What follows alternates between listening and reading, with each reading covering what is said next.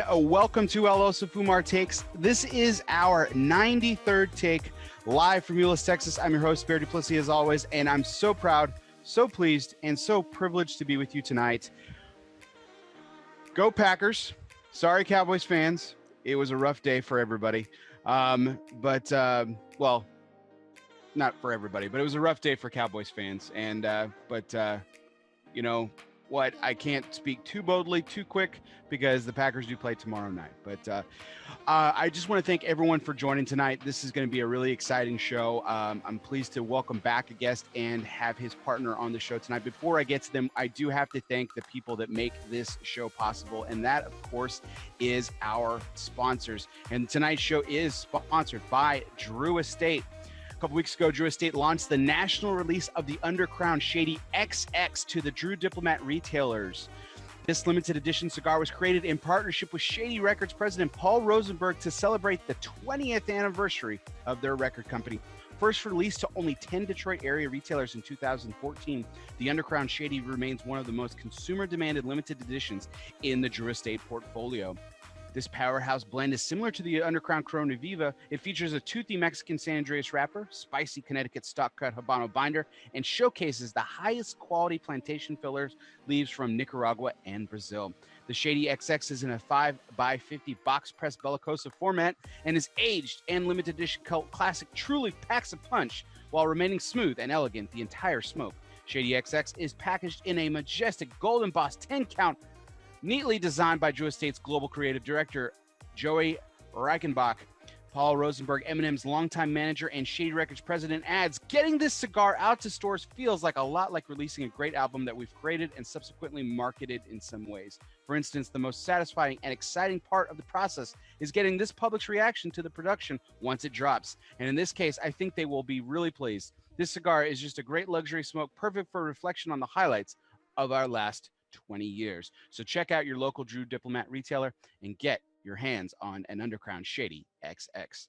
And of course, we really appreciate everyone who is watching us on Facebook Live this evening. But if you're catching us later on any format, wherever you listen to podcasts, whether that's Apple Podcasts, Google Play, Spotify, Podbean, or wherever you listen to podcasts, you're listening to us exclusively because of Cornelius and Anthony Premium Cigars. Cornelius and Anthony Premium Cigars is steeped into tobacco tradition. For over 150 years, the Bailey family has been a part of America's tobacco heritage, passionately caring for the land they cultivate in Keysville, Virginia. Cornelius and Anthony's devotion to the finest grown tobacco and foremost aspects of craftsmanship allows them to introduce the most exquisite cigars to the market. They invite you to enjoy their portfolio of premium hand-rolled cigars and experience their dedication to producing an exceptional product. So welcome to Take 93 on the road to 100. Really pleased to welcome in my guests tonight. So got a duo of guests this evening to share with you guys. We're going to have some good times, and welcoming back for his second time to ELOSOFUMARTAKES. That would be, yes, Mr. Matt Tye and his co-founder of How About That Cigar, Garret Robinson. Gentlemen, how we doing tonight? Awesome. Fantastic. How you doing, Bear?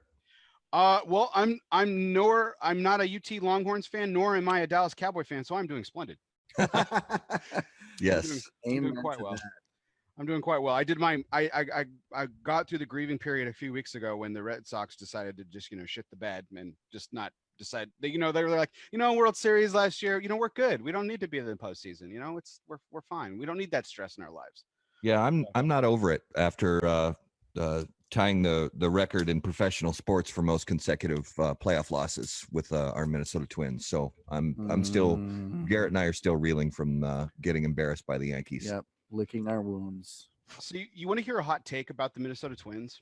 Do it. Love it. So they broke the record for home runs by a team, with what, like 3 weeks to go in the season? And I don't think that's an exaggeration. I think it was about right? Yep. Yeah, I think it was, there were something like 13 regular season games left. I think Justin Verlander is totally onto something, and I think he's single-handedly going to bring down the force to bear on Major League Baseball, that the balls are juiced, and then they're going to get unjuiced, and that record again will never be touched in our lifetime. That's my hot take. Oh, that's I kind of like it. I don't hate it. I don't disagree. As a theory. I guess time will tell. Yeah. If The fact is, if we see a sudden downtick, a sudden and extreme downtick in home run numbers, considering everything that happened this year with, what was it, 19 separate home run records across Major League Baseball were broken this year. Right. Yeah. If we see a significant downtick in home run numbers over the course of the next 3 seasons, then I will be 100% on board with your theory. Well, and let's not forget the New York Yankees came within 1 of tying the record with us. You know, we ended the season with 307. They ended with 306. So that's insane, man. That's just insane. We got that going for us, which is nice. I mean, that's just crazy. I mean, I think back in the day when I played a little bit more video games, I think on like Major League Baseball, I think for the season, I think, this was like on one of the easier levels, I think I cranked out something like 336 home runs, which just is obnoxious at that point. But like that's not that far off from 306. So you're like thinking, right. Wow, yeah, it's crazy. Well, and we had we also broke another record with 10 or more players with 30 home runs. 10 or more players, 30 plus. Just an insane season. Dude, all across the board. That's nuts. That is just crazy. Nuts. I expected Minnesota to have 85 wins, I think is what I put them at this year, and they just blew that out of the water. So I took the over. I think that's where they were at on the over under. I took the over, I think, on that. That was something I was really positive. Like I felt still, Matt, you and I were talking about this before the show. I felt scorned a little bit last year because I did pick them to win the division, and that obviously didn't happen. Yeah. But I felt like they were on the road to improvement. I really did, and I was like, you know what? I think they're a playoff team this year, and I picked them to win the wild card. I just couldn't get them to pick. I couldn't pick them to win the division again. Of course, who thought that the entire pitching rotation for the Cleveland Indians would decide to go on the DL. So at some point, yeah, for a bulk of the season, but that's not taking anything away from the Twins. They had an incredible year, and I mean it's certainly above my expectations. I mean I did call the over, but I didn't. No way in hell predicted this. So. Yeah, it was great season. It was. So on to a couple of more important things. Garrett's a Vikings fan, so he sucks. But Skull. Go Packers. But in all sincerity, gentlemen, I really appreciate y'all being on the show tonight. Got a couple of topics that we were going to hit tonight, and then one really fun one. I don't even have a curveball segment planned for this particular. For this particular take, just because I think we're gonna have a lot of fun with the last segment. I know Garrett's practically giddy over it. But you guys are in cigar media. Before we jump in and get really serious, I do want to know what y'all are smoking tonight. So Matt gave me a choice between a few, and I landed on the Eastern Trading Company. What is this? No, the Eastern Standard. Eastern Standard. Gosh, from Caldwell. Yeah. Caldwell. Lancero. And I just grabbed a couple out of my Lancero tray, and I fired up the Jericho Hill Lancero. 12 Angry Men. And so this is the first run. Nice. From the first year they put them out, and they are aging beautifully. Isn't that the cigar that was in Logan? So I've never seen Logan, nor have I ever seen any of the X-Men franchise movies ever. Right. So wow. Yeah. Wow. That I know that can be another show. I'm probably agents are going to show up at my door and take away my nerd card because I've never seen any of the X-Men movies. I was going to say, man, like that's a bold stand because you're a huge nerd. I mean, I am a huge nerd, and it just for some reason it's one of those things that I just never started the franchise, and now that it's so long in the tooth, I'm going to need a lot of time, a lot of spare time to start watching the franchise, and I just don't have the spare time. So someday maybe. Why do you hate puppies? I love puppies. I just never watched the X-Men. So it's not that you hate it necessarily. It's just the fact you got behind and you just like weren't bothering to catch up kind of thing. Or? Yeah. I don't. When you start having kids, my nerd schedule changes. Mm-hmm. Yeah. So for sure. Which is probably why in the last segment you still think that part is cool, but that's cool. We'll get to that. We'll get there. Shots fired. So man, I'm teeing this up so good, and people are gonna just be like, really? That's the setup. Yeah. But yeah, I'm you know, I'm a big speaking of being a huge nerd, I'm a big age experimentation nerd, and so I pulled out interesting cigar tonight. I wanted to keep it easy. I haven't smoked today, but I wanted to still fire up something that was a little special, and so I pulled out a Davidoff 50th anniversario special R. Hello. That's this has got this is a year and 7 months, a year and 6 months, excuse me, a year and 6 months. So I wanted a year and a half. I wanted to see what a year and a half and 3 years would do on this cigar. Yeah. You know, it's already a light, mild cigar. I mean, very, very flavorful, but it's already a light cigar, and so like, you know, age can, you know, not necessarily as a, it's more of a general rule rather than an absolute, can dial the flavor down a little bit or the intensity. Right. And so I didn't want to age this too long. I didn't want to, you know, to go like, you know, 5 or even 10 years with it, because I just don't know what that would taste like. Because let's be honest, at 12 days, that cigar is fantastic. Yeah. That's true. I'm a Grand Cru guy myself. Out of the 3 signature blends, you know, the Anniversario, the Signature, and the Grain, I'm a Grand Cru, man. Sure. That shit is medicine, man. I'm not kidding. So for real is. I was on. I had the privilege of going down to Davidoff, Dominican Republic, a little over a year and a half ago, and while I was down there, so the first day, you know, whenever you're in a foreign country, stomach starts to do little things and does a little dancing, and so I was a little upset. It was a little upset, and I come out, and Alberto Rosario, who's a great guy for Davidoff, he's like, "Hey, Bear, how about a cigar?" And I'm like, I think I'm good. And he's like, oh, something. I was like, yeah, my stomach's just not feeling very good. And he's like, how about a Grand Cru? And I was like, you know what? Yeah, I can roll with that. Sure, sounds good. I smoked that. I was fine, like fine for the like rest of the trip. Felt like aces. I was like, oh my god, this is the best thing ever. Man, you should market it like this. It's medicine. It's like Jägermeister, you know. Yeah, I'm sure the FDA would have no problem with, with that. Not at all. None whatsoever. Yeah. But speaking of politics, though, nice segue, Matt. We do get into we do get into a little bit of kind of a political ground with our first segment tonight. So I wanted to talk to you guys about. I haven't had a chance to really discuss this with some well-informed media on this platform about the decision that came down a few weeks ago. So PCA, formerly IPCPR, announces that CigarCon has been postponed, not canceled, not, you know, eradicated, not set afire and you know, out into the memory banks of forevermore, but no, just postponed. So this was now, you gentlemen did not have unfortunately did not have the privilege of attending PCA or IPCPR trade show this year. But the impression that was left upon the retailers and the media that attended press conferences and everything, and you remember that I actually guested on your show and we actually discussed this, was one of this is happening.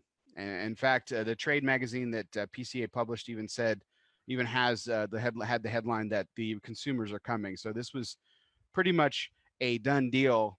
But what I think they realized, and as they put in their press release, is that you know, this was something that was better off to be put off to possibly another year, 2020, which I don't think is a bad idea. So I'm going to go ahead and take a stand out here. I don't think is a bad idea.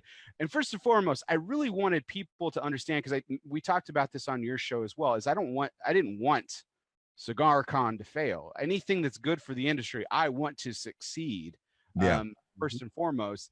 But I thought it was a good idea to postpone it, kind of reconvene and put back and everything like that. But some of the interesting language that was in the press release was that this was, you know, that they had made this, you know, they had made the CigarCon announcement soliciting feedback, and obviously they got it, because there was a lot of they got it. They got it, and they decided to postpone it because of that feedback. That wasn't the impression I got. That was the only kind of problem that I had with that kind of announcement and everything. So, but I wanted to get y'all's take on, whether or not you guys were excited about it, disappointed that it was canceled. So Garrett, I'll go to you first though. What did you think of this whole CigarCon idea when it was first announced? Considering you weren't there specifically, so you heard it from, I guess, third party. So like, what was your first impression about it? It was curious to me, mostly because the IPCPR, or PCA, whatever you want to call it, was vendor and media focused. It wasn't ever intended for the consumer. So the fact that they wanted to do a consumer day means something wasn't right. Just my first gut, instinct was, if they're adding something like that, something's not right. And so that was my first reaction to hearing about Consumer Day, Consumer Con. So it's something that wasn't right is the coffers are empty. It's taken $10 million against the FDA to fight this fight thus far, and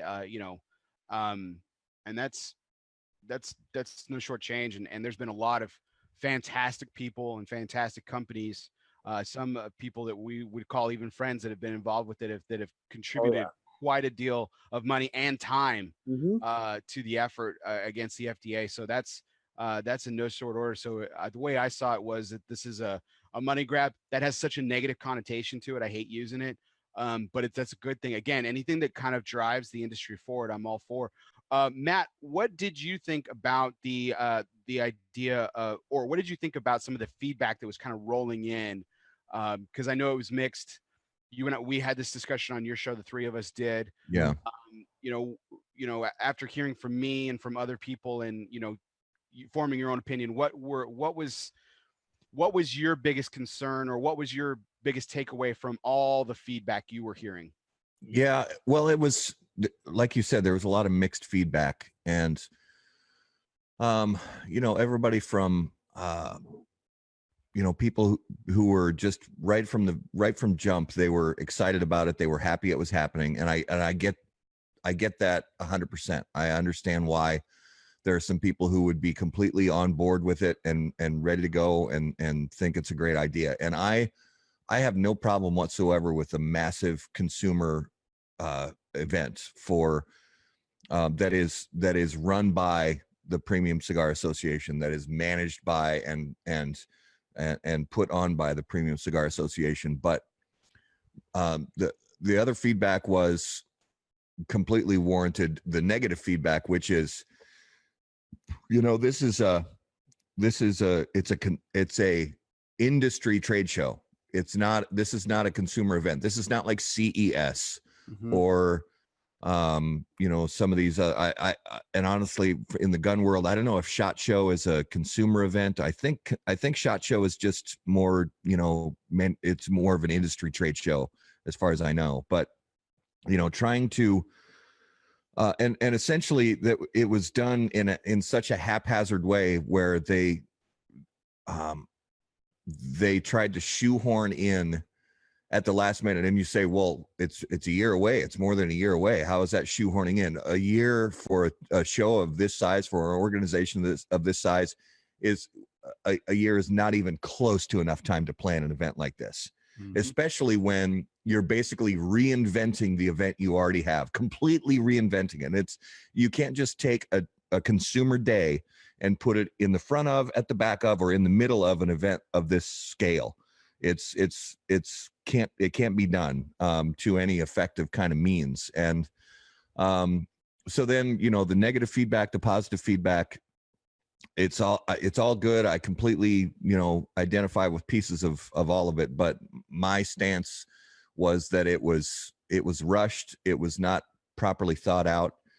And I always had a sense that they were going to backpedal on it. And honestly, and I've said this before, I give them full credit that they ate their crow and they stepped back and they said, look, we we tried to push this out too quick. So we need to step back and take a more 30,000 foot view and figure out where we missed and regroup here. Because if I can interject too real Sure. quick, and if before Cigar Media and before I knew much about really industry, the cigar industry as a whole, and I really nerded out, if I would have heard there was a chance for me to go to IPCPR as a consumer, I would still be hard, and if you said anything to the contrary, I was going to totally call bullshit on you, but that's okay. Keep going. So yeah. No, for real. Like if there was a chance for me to go as a consumer, before I know what I know today, I'm sure there were thousands of people that heard, that news through the grapevine and were like, yes.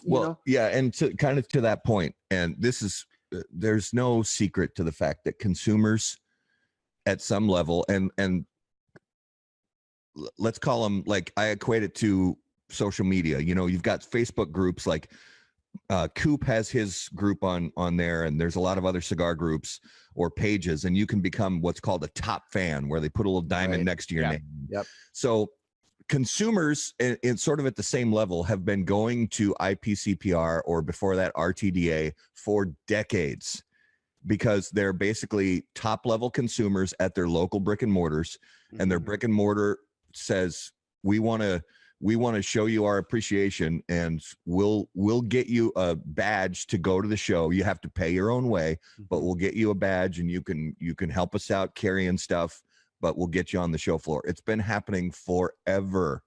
So there's every year there's been at least 1,000 consumers who don't actually work in the industry or work in media on the show floor. But I think that's the problem inherently, is a lot of people have, like, that's been, what people have been beating around that bush. And Matt, you're like one of the first people to ever mention that directly, like specifically, look, this is how they're doing it. This is what's being done.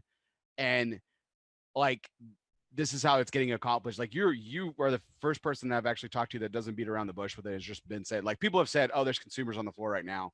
But like, yeah, that's one of the things that inherently is a problem, right? Is like, because, and it's people like that, and I say people like that because unfortunately consumers are what drive this industry, but those are the folks, the bad apples in that group, I will say, because not every single one of them is like this, but the bad apples in that group are the reason why the media has to beg and claw for, every single inch that they get within it, being able to be allowed for special hours sometimes on the show floor. Sometimes, we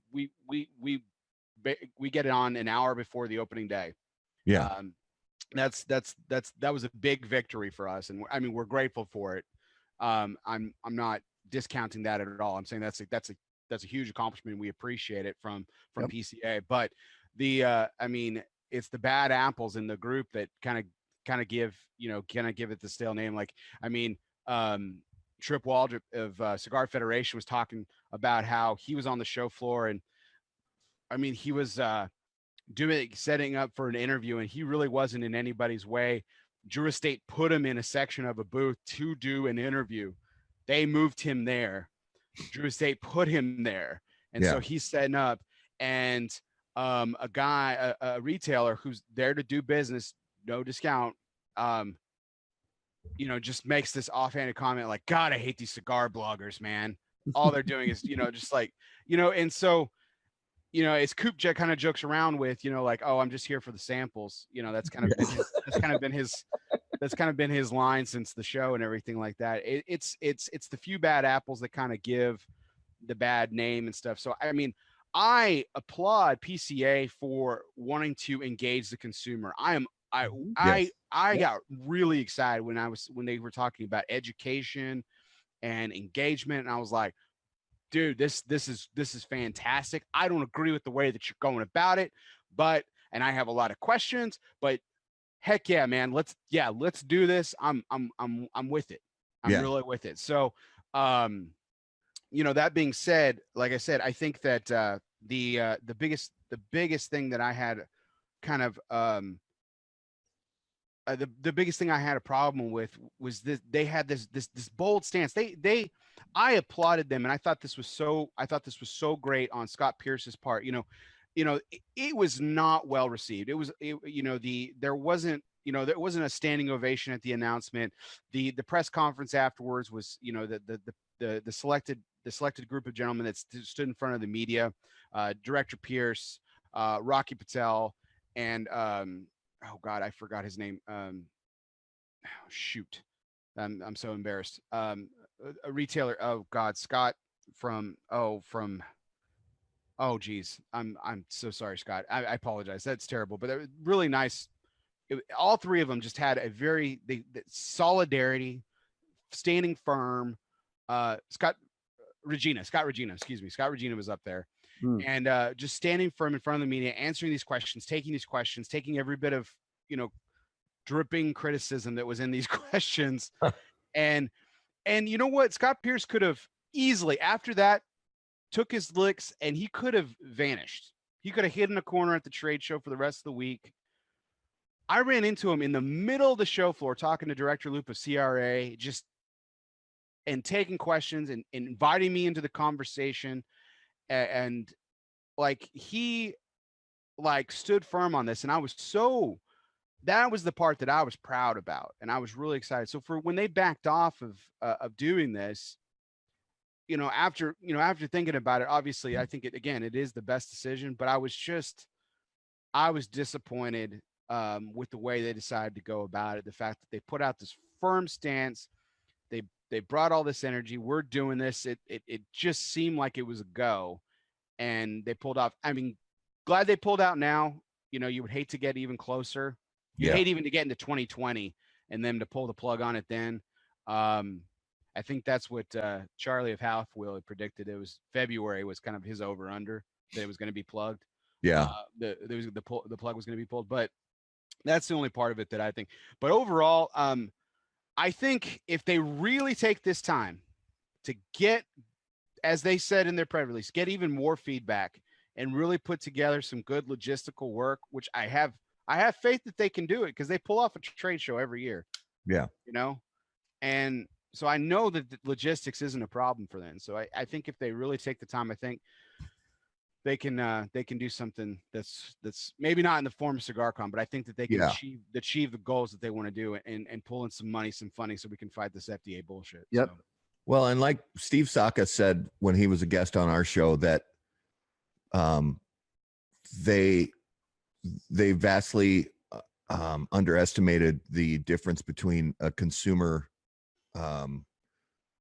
event and an industry trade show, and they are completely different animals. And and I don't think they really had a firm grasp on that. And I'll say again that Scott Pierce, and I highly recommend anybody to go back and watch the Cigar Dojo episode of Smoke Night Live from within the last, I'll say, month or 5 weeks or so.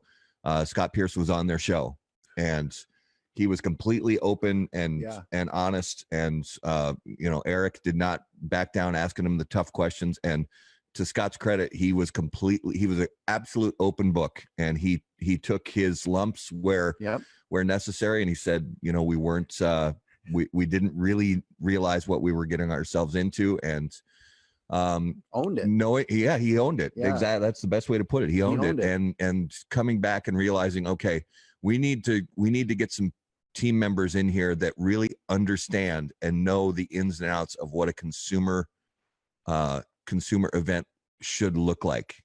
And so I applaud them for that. And go back and watch that episode of Smoke Night Live if you haven't yet. Yeah, I've had the privilege of interviewing Scott Pierce, and I think that I like him a lot. Oh, yeah. And I think as far back as even last year, before there was anything even remotely, this controversial on the table, we had plenty of tough questions for him last year, but he did have that own it persona, and I appreciate that coming from someone who's our leadership. But I think that what a lot of people don't understand and forget is that he is at the what he does is while he has a say in everything and he has a vote in it and everything like that, he's also executing what the board decides and stuff. So you know, I think in this case the board made the right decision by deciding to postpone it. I'm going to be cautiously positive, but I am excited to see what they do with extra time. And and I think that the feedback that they're soliciting, hopefully this will also give them the opportunity to really receive some feedback, because that was one of the other criticisms was, you know, we were asking manufacturers, brand owners, and everything like, hey, were you approached? And there were crickets, man. Yeah. Crickets and head nods in the not good direction. Well, it's clear that they, you know, had heard all this bad feedback and they took a step back, and it's clear that now that they're thinking, they know that changes need to be made. Yeah. That is you know, and their reaction to that was so quick, was not well thought out. And now what we're seeing and we're hearing from them is all good stuff. It's, hey, we're not going to do any quick, you know, big decisions. We're going to really think this thing through and do it right. And that's the right way to go. Yeah, absolutely. I think I totally agree with you guys. I think we're all in a kind of agreement on this, which, you know, is going to pale in comparison to the last segment, which I'll tee up again. But I'm just really overall, I'm really excited to see what they do with it. I'm cautiously optimistic. I believe in the industry, and they got some really good people behind it. You know, Rocky Patel, Christian Iroa, Yep. and I had a great conversation with Pete Johnson, who will be on your show this week. Yeah. That you know, he had some very positive things to say about it too, and I loved his answer and his motivations for supporting it. I have a tremendous amount of respect for Pete, and I gained even more after that conversation. It just and in the end, like you said, and we've talked to a couple different people about this, that it really getting the consumers out there, especially what we consider, because I mean, cigar nerds, people in cigar media, people who work in the cigar industry, whether it's in retail or somebody who works for a manufacturer or something like that, you know, we're not your average consumer. The fact is, you know, but what we need, so the education level for the above average consumer, you know, who watch cigar shows, who listen to cigar podcasts, who read cigar blogs, you know, that we already have them. We fortunately, you know, there's a good community of cigar nerds out there, but it's the average consumer that smokes one cigar a week or smokes, you know, 2 cigars a month, that getting the education. And if that's a majority of the smokers, that's the majority of the industry. Yeah, absolutely. The vast majority of the smokers. And if we can get the education out there to the average cigar smokers and just get 50% of those, and that's even 50% is a lofty goal, but to get 50% of the average cigar consumers who smoke 2 cigars a month to have a better understanding of what the product is and how it relates to the FDA, and to get them more active in their cigar culture locally will make a huge impact, I think. And I'm excited for the event itself in 2020. I will, you know, we will be there with proverbial bells on, ready to, you know, come what may, see what kind of event they can turn it into. And I wish them nothing but the best. Absolutely. Couldn't say it better. So wanted to move on to another question. You know, you talk about you mentioned retailers in that statement, Matt. And I think that, you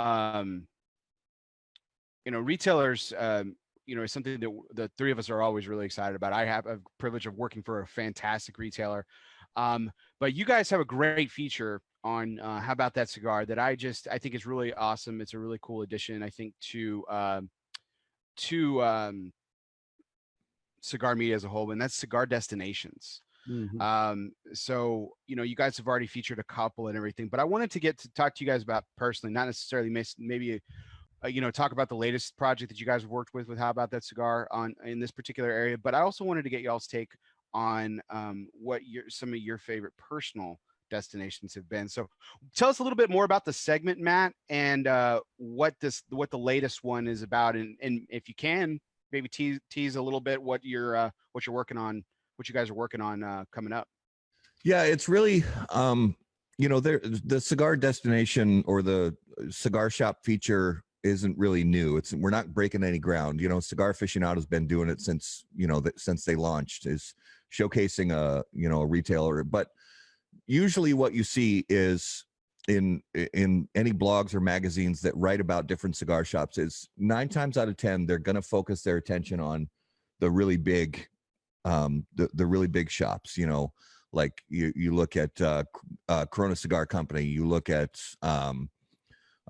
Smoky Inn, you look at the Nat Sherman in New York City and places like that.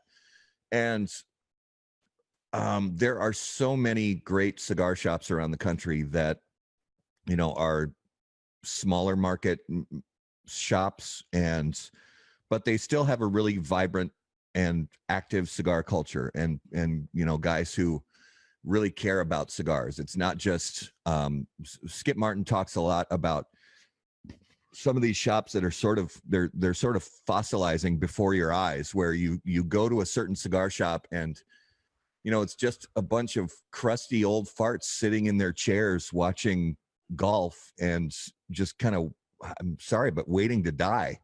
And it's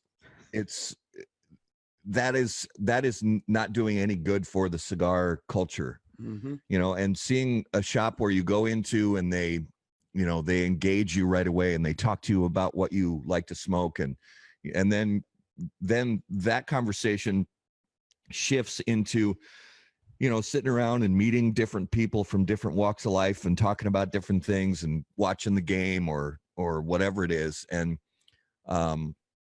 everybody's got stories, and the people who run these shops and the people who frequent these shops, they all have stories. And whether it's, you know, a mom and pop shop to, you know, Big's Mansion, like we did our first feature about in Chicago, everywhere in between, they all have stories, and they're interesting people that we want to get to know better. Yeah, 100%. I think the thing that I really enjoy the most about going into a cigar shop that is not home to me, you know, just when I'm traveling or whatever, is that you know, when you're you know a good one from a bad one pretty quick. Yeah. And when you're in a good one, it's really fantastic because you really speak the same language as everybody there, from the guy sitting down that you can almost tell a regular right away, to, because they almost jump up just as quickly as the guy that's working behind the counter to give you a hand and stuff. You know, they'll engage you in conversation. Yeah. They'll chat with you about that, about different cigars that they smoke, what they like. They'll even recommend stuff. I think the conversation is fantastic, and I really enjoy it. Garret, what's a place that you've been, not necessarily that's been featured on the site yet, but what's a place that you've been outside of you know, the Twin Cities area that you're just like, man, that was just a great experience overall, and a place you kind of can't wait to go back to? There's a few. I'm just about done writing a piece, so I'll just kind of tease that. So I won't say too much about that. That I'm really excited about. There's another little place in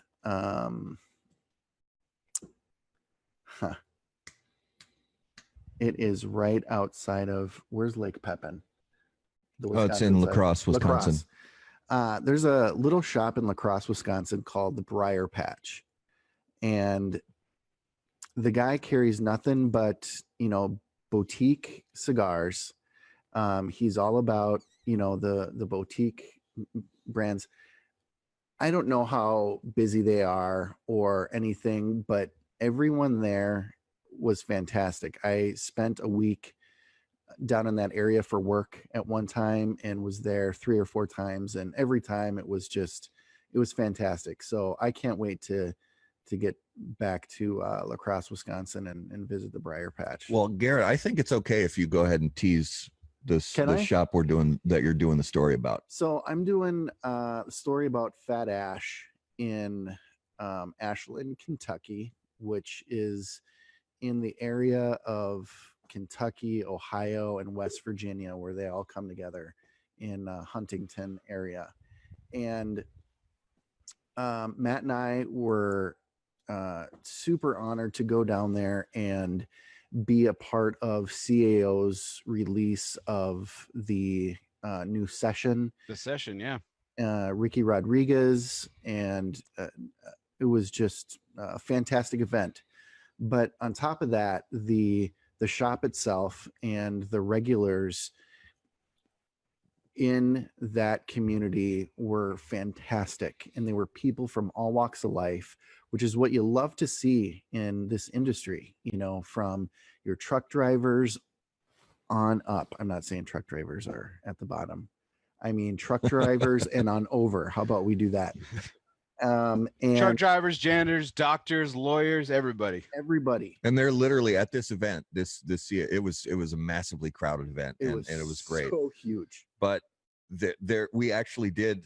It was one of those events where I could actually like check a box. It Literally. was like I talked to a guy who was a CEO, and I talked to a guy who owned a trucking company, and I talked to a guy who is a janitor at a local elementary school. I mean, literally, it was just one of those events where every type of person was there, and it's a really cool little shop. I can't wait to get back there, you know, just for the shop atmosphere. You know, despite the relationships that we built with the shop owners and some of the other people there, it was a fantastic shop, great community of people. And that's what makes a great shop, is the community of people and good ownership, you know, good tobacconists, and, you know, people are passionate about the industry and the culture, and you could see it on every person there. Yeah.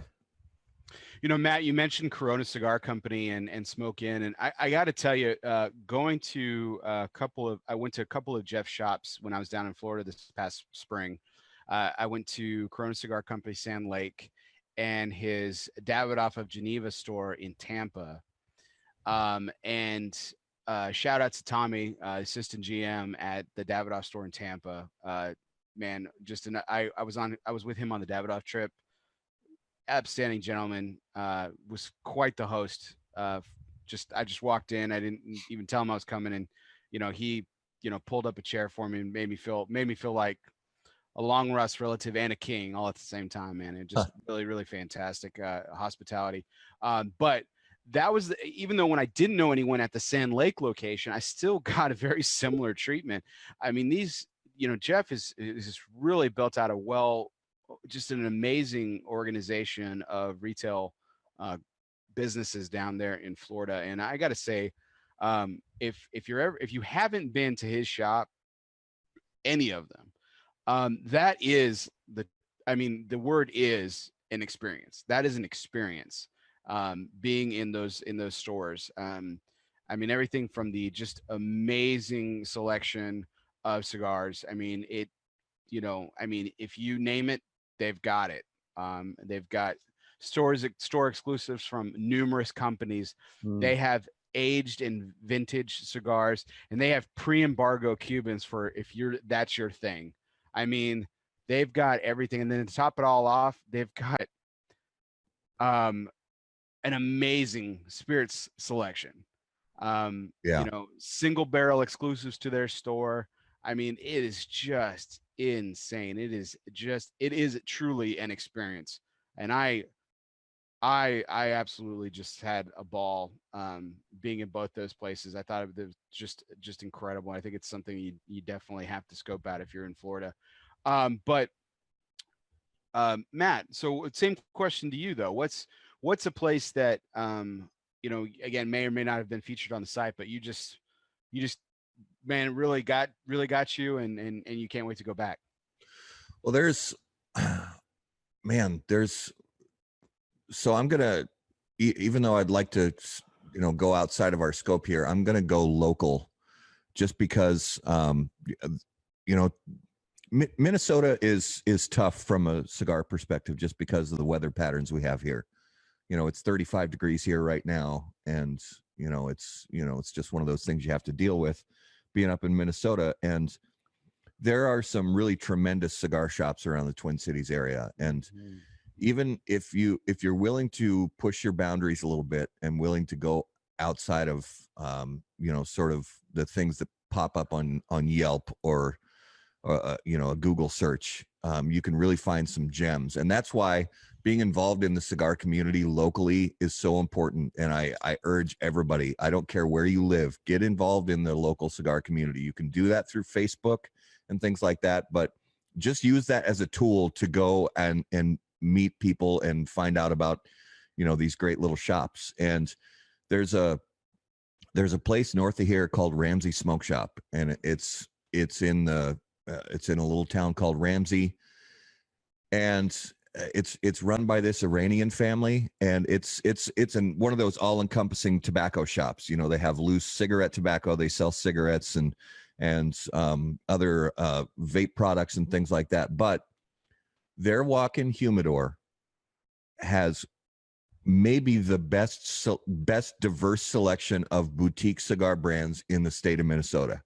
They have Black Label Trading Company. They have 1502. They have Sereno. They have brands that you just cannot get at other cigar shops. And that's not to take anything away from these other larger cigar shops, but Omar, who basically runs that humidor there, has really dedicated himself to bringing in smaller cigar brands that he has become excited about, and he wants to get other people excited about them.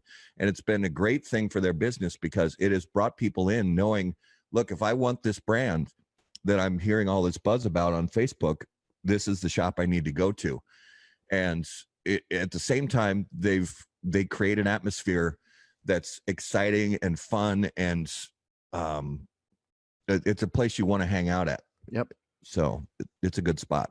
There's a place I want to go to in your neck of the woods that I haven't been, but I know the owner quite well. It's Jeff Hogan's Tobacco Grove. Big fan of Crux and everything that they do. And I've gotten to know Casey really well over the years. Gotten to know Jeff a little bit as well. I'm really excited. So you guys, I mean, that's not terribly far from you. It's about what, Matt, you and I talked about this. It's like 40 minutes away. Yeah, it's 40 miles. And I was just there last, 2 weeks ago. Michael Rosales from Roma Craft was up here, and they had a Roma Craft event at the shop, and it was just a great time. It was just a bunch of people getting together, learning more about, and a lot of guys don't know maybe as much about Roma Craft as a brand. And Michael was great. He was there answering questions, and we hung out and we talked, and honestly, I may have overstayed my welcome, but we, Michael and Jeff and I sat around the table watching the football game and closing out the evening, and just sitting around smoking Roma Craft cigars and talking, and I got to learn more about those guys just as people. Because I'd known Jeff for a while and met Mike a couple times briefly at IPCPR, but it was just a great opportunity to get to know them more. And that shop, as far as the Minnesota area goes, that shop is the biggest around. They have a massive walk-in humidor. They're a Davidoff signature shop, and they have a tremendous selection. And it's not just it's not just and their TAA as of last year, and they are it's not just the big box brands. They have a lot of boutique stuff as well. Yep. That's really exciting. I would love to, like I said, that's going to be a stop for me the next time I'm in Minnesota, for sure, because that's something I've wanted to go scope out that Scott. But I mean, that just sounds like a terrible evening though. Smoking Roma Craft cigars, watching football, talking with Jeff and Mike. I mean, sounds terrible. It was a hardship, but I managed to make my way through it. Garrett's so glad you picked up the slack for me, because he would have hated that. I know. And I have Thanks, to brother. I have to give a thank you and a shout out also to Michael, who didn't let me walk away without weaseling this beautiful Roma Craft ash can. So Those are so great for the car, man. yeah, Is that like really. the car thing? yeah, Yeah. yeah. It's awesome. Love so it. thank you, Michael. So, have you guys done any international travel? So any cigar destinations internationally that you have really been excited about, like, in particular? Because I have one that I'll share about if you guys don't have any. I'm going to let Matt take all the traveling questions. I have vertigo. And so international flight is at this time not in my cards. Well, I have I don't travel a lot. I used to travel a lot for work, but it was all domestic travel. I don't travel really anymore at all. The only cigar shop outside of the US that I can say I have experience with is as far as a true cigar shop. I mean, I've been to, cigar factories in Nicaragua and Dominican Republic, but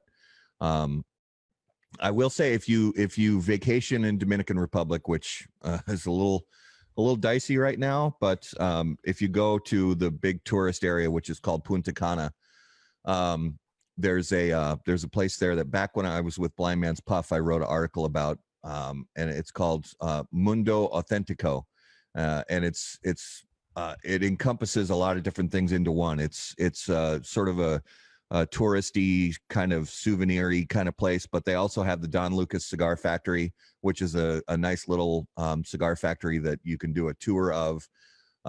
But they also have a massive walk-in humidor with everything from Habanos SA and a lot of big Nicaraguan and Dominican brands as well that you can buy right there in the humidor. So that's a great shop. I'll also say that the Casa Habanos on the island of St. Thomas is very nice, although it's been very, very long time since I've been there. I don't even know if they still have a Casa Habanos there, but I enjoyed the time I spent there many, many, many years ago. But as far as in Europe or Asia or anything like that, I have not had a chance to visit any shops in those areas because I haven't traveled to those areas ever. I did go to Canada and hit a few shops in London, Ontario. You left a couple paychecks too, right? Oh my gosh. Those taxes are insane. Yeah, Man. pricing. It was ridiculous. So I paid 23 US dollars for a Fuente short story. Yeah. What? And you got it on the cheap, man. Oh yeah. It's 34 last time I was in Victoria. Really? 34, yeah, for a short story. Whew.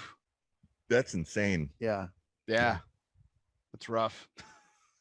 So I'm guessing a Bahique is like what, 300, dude, for a single Cubans stick? Were about the same price. Yeah, that's the thing. Yeah, I mean, with the I've actually didn't see a Bahique on the shelf, but yeah, most of the Cubans are about the same price. So Yeah. it is interesting in that regard.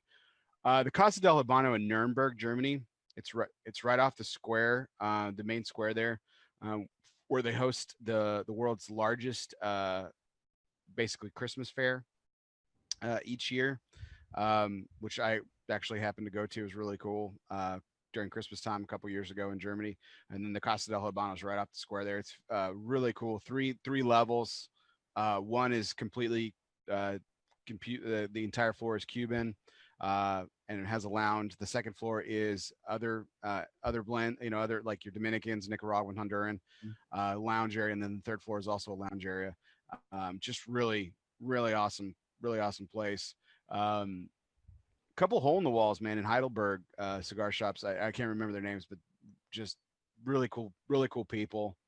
In the Dominican Republic too, Matt. I actually had the opportunity to go to Eladio Diaz, the master blender of Davidoff. He has a cigar shop there in Santiago, and that must be fantastic. The humidor was really modest. It wasn't Davidoff.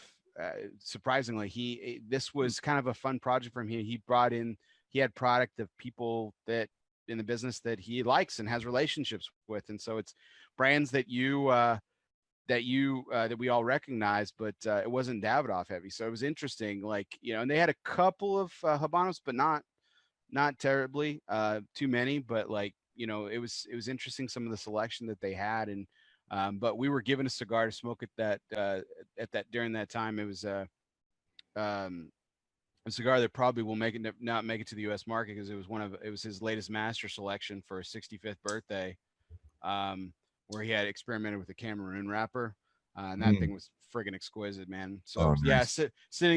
smoking a very special cigar, sitting there chatting up Klaus Kellner and in Eladio Diaz's shop, like, man, yeah, life doesn't suck when you're doing that.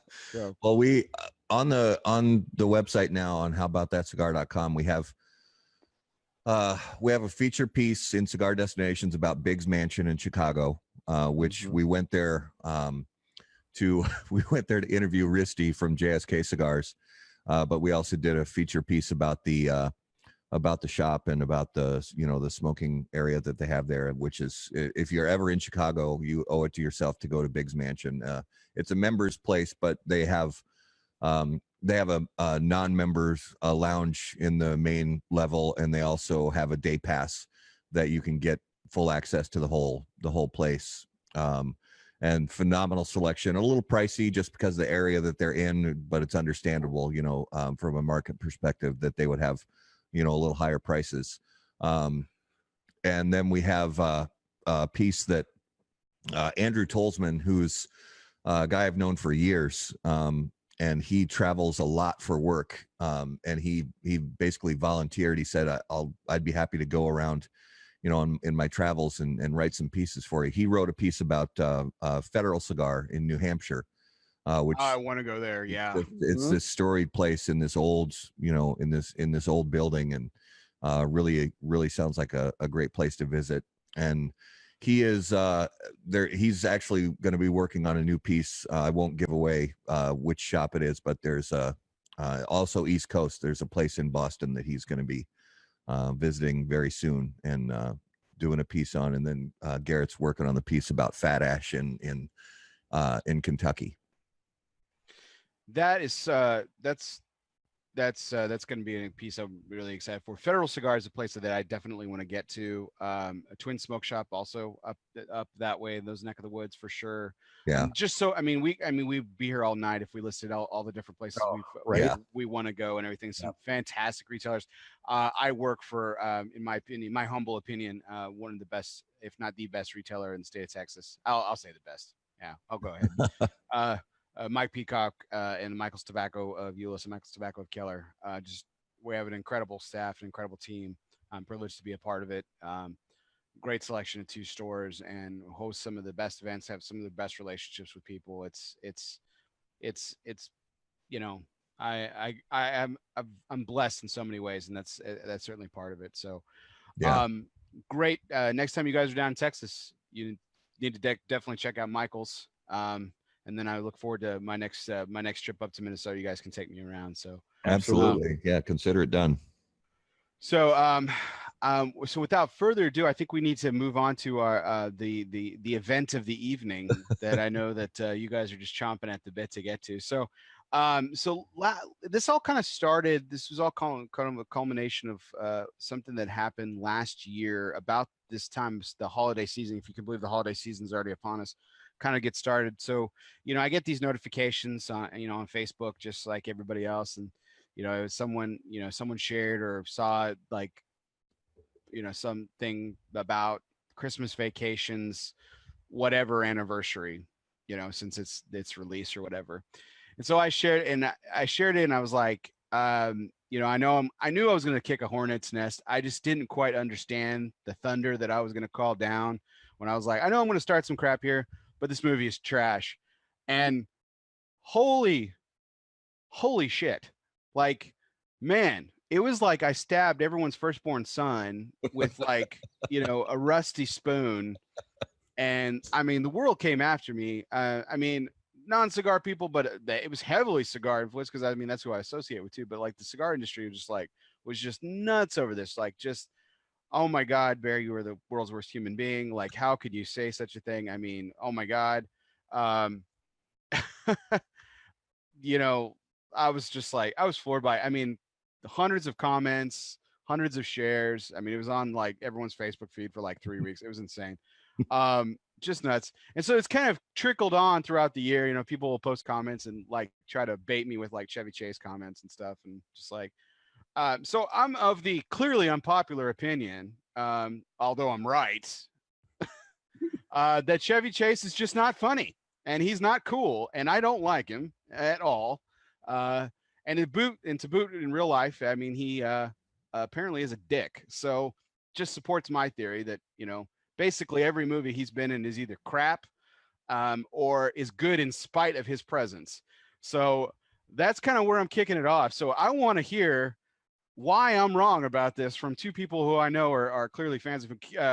Matt, this was your idea, man. So I'll let you take the honors here. Well, you're wrong. But there is some traction to what you have to say. I will concede the fact that he has not done anything of worth in 30 years. The last thing, in my opinion, that he's done that was worth anything at all was National Lampoon's Christmas Vacation, which was released in 1989. So 30 years ago. And I disagree 100% that he's never been funny, that he's unfunny. He was not only an actor on Saturday Night Live, he was a writer, and he's not only delivered some of, in my opinion, some of the most iconic funny moments in movies and sketch comedy. He's written them for other people who've delivered those lines. And I, from maybe he should have stuck with the pen. Well, I disagree. I disagree. I mean, you even go back as far as, movies of his that maybe weren't huge success stories. Like there was a movie he was in called Foul Play with Goldie Hawn that I think was a very underrated movie. There was a movie he was in called Funny Farm. Yeah. Where he and his wife plays, city folks that decide to give up city life and move out to the country, and he's going to be an author and write a book, and just the absolute community of whack jobs that they encounter. And I think there are some absolutely hilarious movies or hilarious moments in that movie with him, and some of the ways that he delivers lines. I think his timing is tremendous. I think some of his physical comedy and pratfalls are fantastic. And then you've got movies like The Three Amigos, which would not be The Three Amigos would simply not be as great of a film as it is without him. And then you've got Fletch, and I concede Fletch Lives, the sequel, was a garbage fire. Yeah. Fletch Lives was a hideous piece of dog feces, but the original Fletch was phenomenally funny. I think it was hilarious. And then National Lampoon's Christmas Vacation was great. I am not a fan. I will say I'm not a fan of the regular vacation movies. I think Christmas Vacation was the only vacation movie that's worth anything whatsoever. I don't like the others. It's not necessarily because of him. I'm just not a fan of the movies in general. And then after Christmas Vacation, after 1989, I don't see anything whatsoever in his career that was worth a bag of spit. I've got one. What? Did you guys see Community? I never watched that show. No. Ugh. Yeah, I watched an episode just so to give it a fair and balanced hatred opinion, and yeah, he was trash. Dude, just absolute shit. I don't know what your resentment is, but his character on Community was perfect for him. He's a dick. Yeah, not funny. But he played it so well. And there's he won 3 Emmys in his first 3 years at Saturday Night Live, which were the originating 3 years of Saturday Night Live, 2 as an actor, 1 as a writer. He, I mean, clearly has chops. You know, I agree with Matt. His comedic timing, his, you know, he can be slapstick. I mean, just look at Fletch. Let's take that one movie alone. Fletch alone. The chameleon spin that he put on that, where he's constantly shifting gears and playing different characters and things like that. You know, in his role as this goofy, you know, investigative journalist. I mean, some of the funniest one-liners in 80s comedy history are in that movie, and they're all as a result of, I mean, sure, there were writers, but his delivery and his timing, I think that movie is maybe the best example of his delivery and his timing. That and Caddyshack. Okay, so Caddyshack, that's the thing that people throw at me, and I look, Caddyshack is a film I enjoy. It's not one of my all-time favorites, but I would say it's a favorite of mine in terms of, you know, sports films and stuff. I think it's hilarious. I don't think he's funny at all in it. I think it's funny in spite of him. I disagree with you on the Three Amigos too. I think that could be the Two Amigos and be an epically better film. No. Okay, the best line, you talk about lines and how he delivers. Okay, the best line in Christmas Vacation is "Shitter's full." Who said it? Not him. Well, the best line in the Three Amigos, where he's Chevy Chase's character is playing the guitar and serenading this young señorita, and she said, "You could kiss me on the veranda," and he said, "Well, the lips would be fine." Come on. I mean, that is one of the funniest delivered lines in comedy movie history. It's just hilarious. You know why I just laughed right there, Matt? Because you said it 20 times better than he did. Oh, please. And dude, the rant in Christmas Vacation is probably one of the best rants in all of comedy. Yeah. I mean, come on. Where does your hatred of Chevy Chase come from? Who hurt you? Yeah. Bear? Who hurt you? I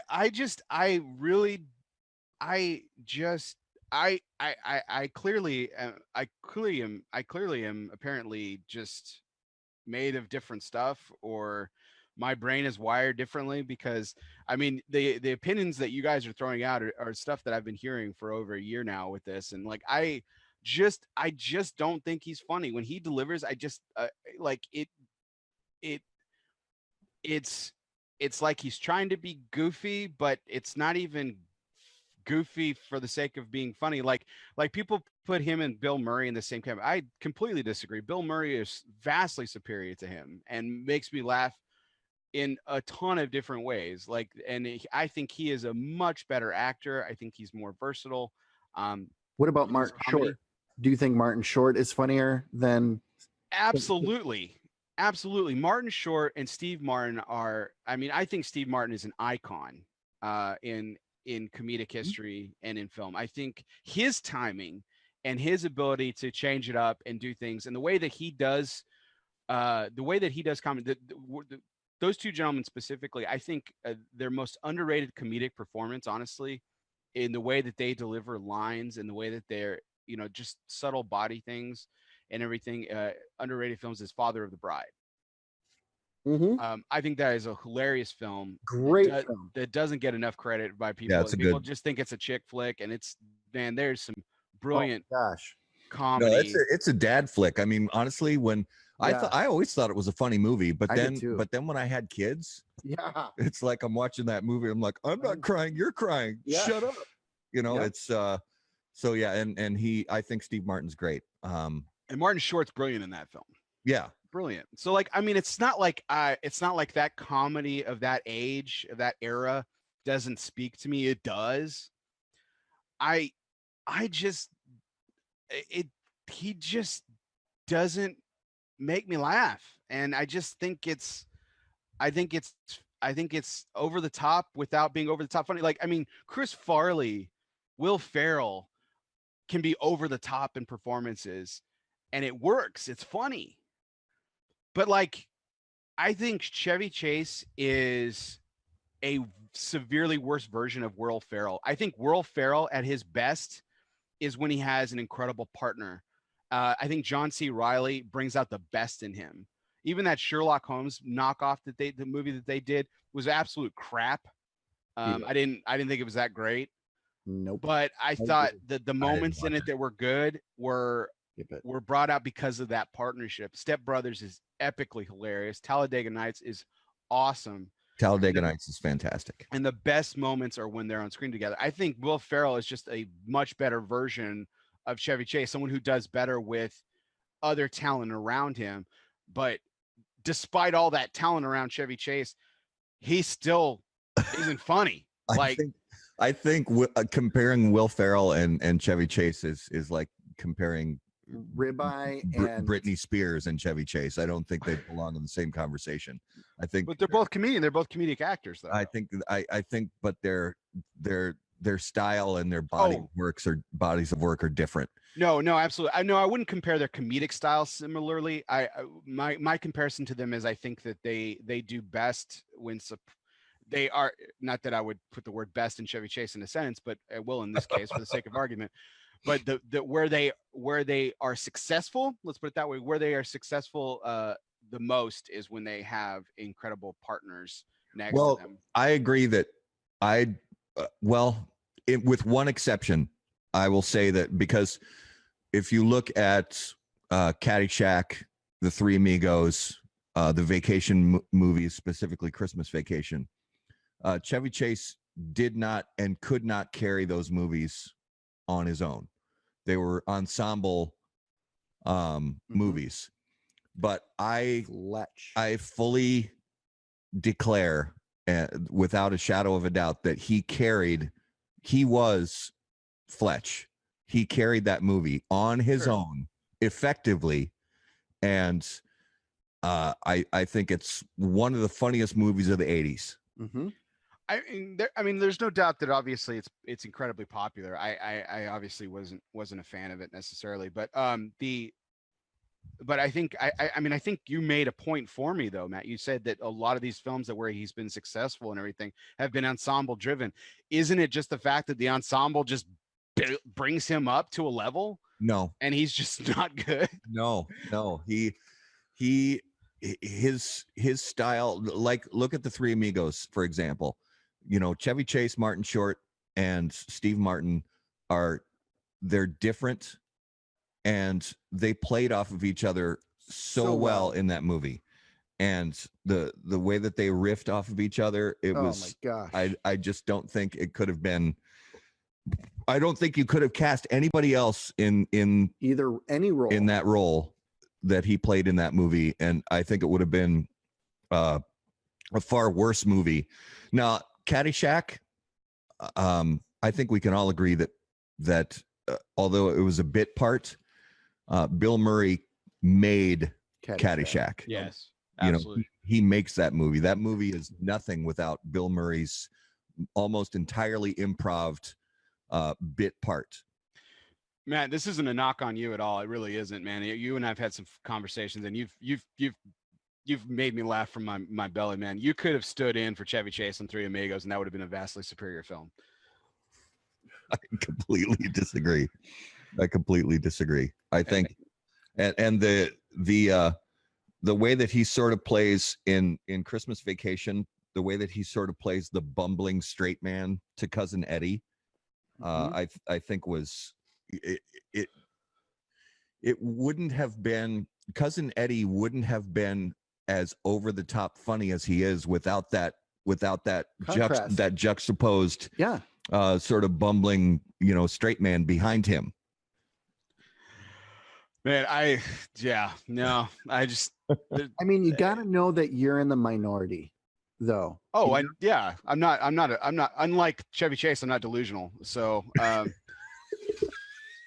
I fully understand that I am in a minority opinion. I mean, and he laughs his way out of the bank, all the way to the bank with, all the millions that he's made on, everybody else's talent around him.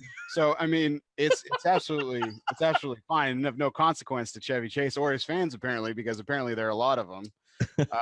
I mean, I can't compete with the masses necessarily. I can't be moved off this position, man. It's just one of those things. I think you guys asked the question earlier. I think the vitriol that I hold in such high regard for him is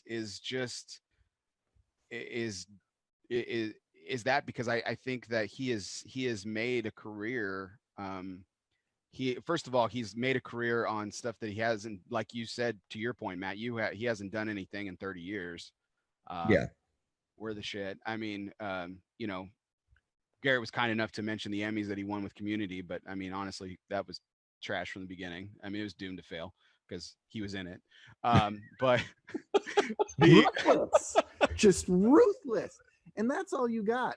Here's the frustrating part for me is this week I listened to the Cigar Jukebox that you did, and I was like, man, we are kindred spirits because you played OAR, and I was like, dude, we are brothers. You played Floyd and OAR, and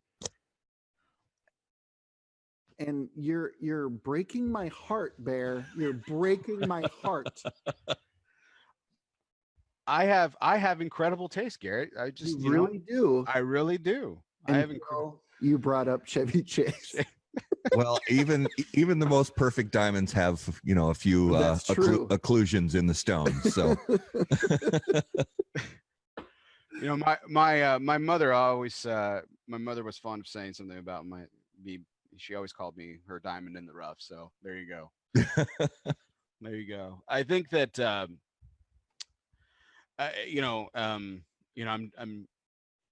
I'm conflicted about whether, because I'm sure I will see a post about Christmas Vacation at some point during this holiday season. It's going to happen. Oh yeah. I'm letting you know. I'm pretty sure someone at least will tag me on it, but I'm conflicted on whether or not I should start to kick it back up again.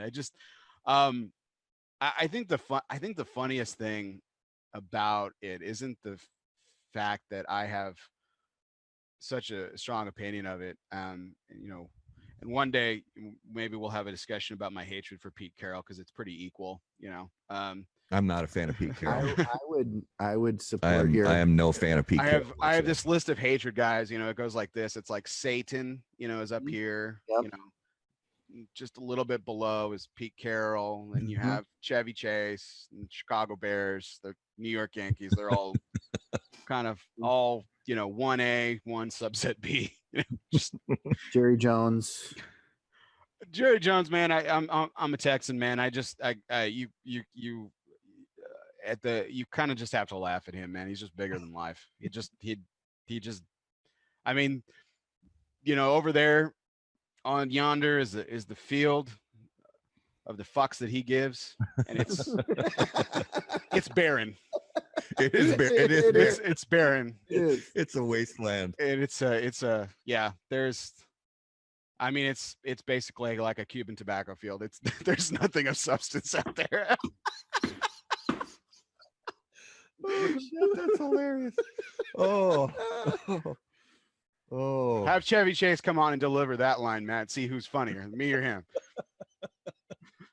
Yeah, I don't think he's interested in cigar podcasts. Yeah. But Chevy, if you're listening, yeah, we'd love to have you on as a guest on the show. You can be a guest on How About That Cigar anytime.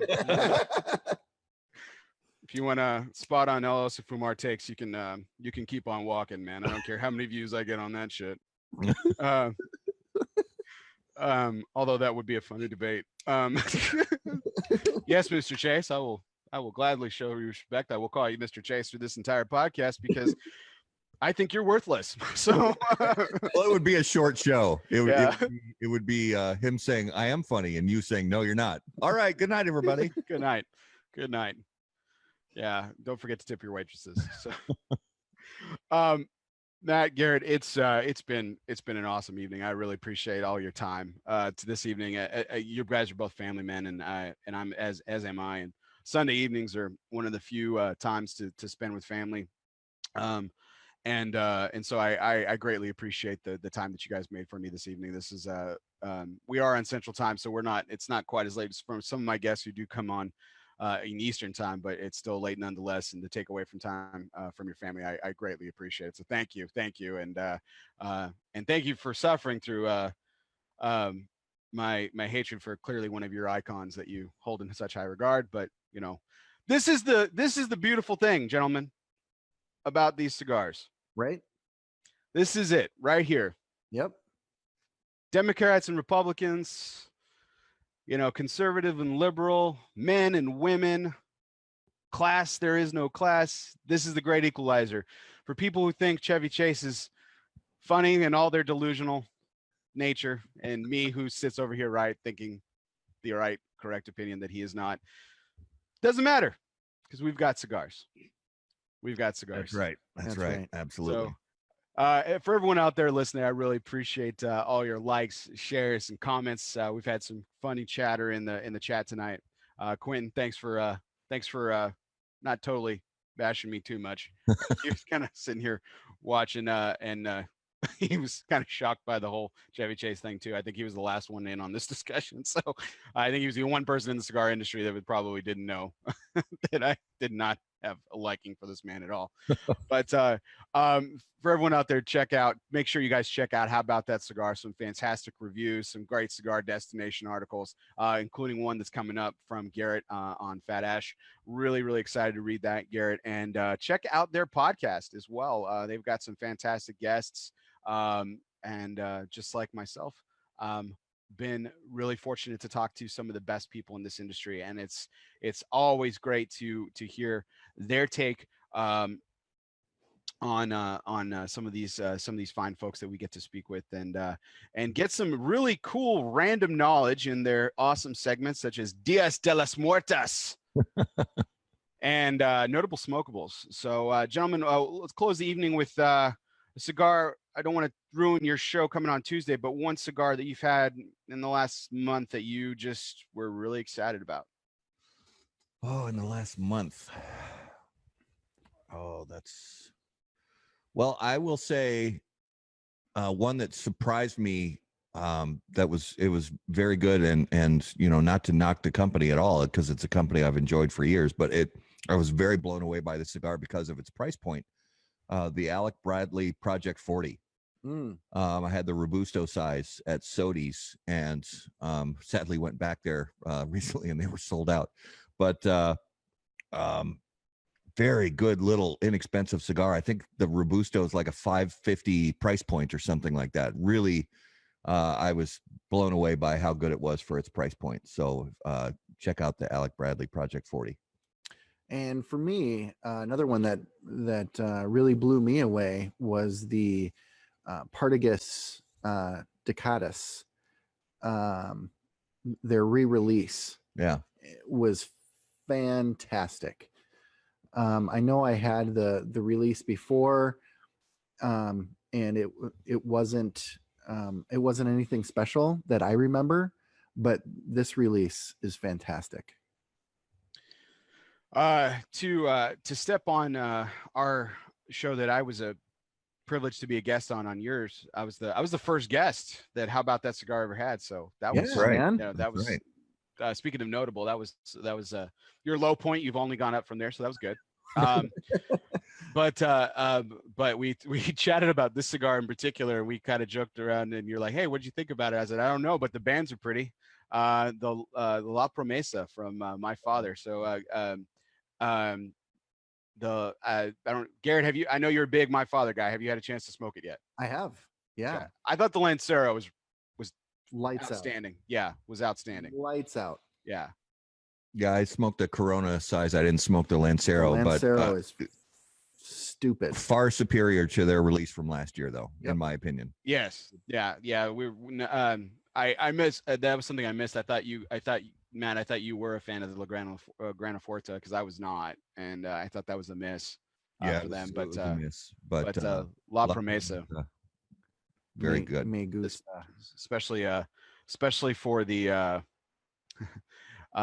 especially for the Lancero format. I thought that was exquisite. So well done for that. But that was my notable smokable in the last month. So check out How About That Cigar for, like I said, for all their reviews and cigar destinations and stuff. Garrett and Matt have great guests on their podcast as well. So check that out. We're gonna have some great guests coming up as well. But as my audience knows, it is officially the final countdown. The due date to baby number 2 is underway. So we might have a couple shows in the next couple weeks. We might not. It just depends. Matt, and special thanks to Matt and Garrett tonight for stepping in. We had a last minute cancellation, but as we always say on the show, family first. My guest had a family obligation, and that's since everyone is giving me that courtesy and giving me a pass with the next couple weeks as my second child comes into this world. It would be very hypocritical if I didn't thank Mr. John McTavish, who was slotted to come in for this take, but had some family obligations. And we greatly appreciate the surgeon for all that he does in the industry, especially for developing palates. And cheers, John. Yeah. Love So you, brother. hope Thanksgiving there in Canada is fantastic, John. We appreciate you. We look forward to having you again on the show. And for everyone out there, we really appreciate all your likes, shares, and comments. Check us out. Download, subscribe, review, all of that good stuff. My 2 esteemed guests tonight were Matt Tye and Garret Robinson of How About That Cigar. This was take 93 on the road to 100. I'm Bear Duplessis, your host as always, live from Euless, Texas. Guess what? Take 93 in the books. And guess what? Yes, we will. See you next time.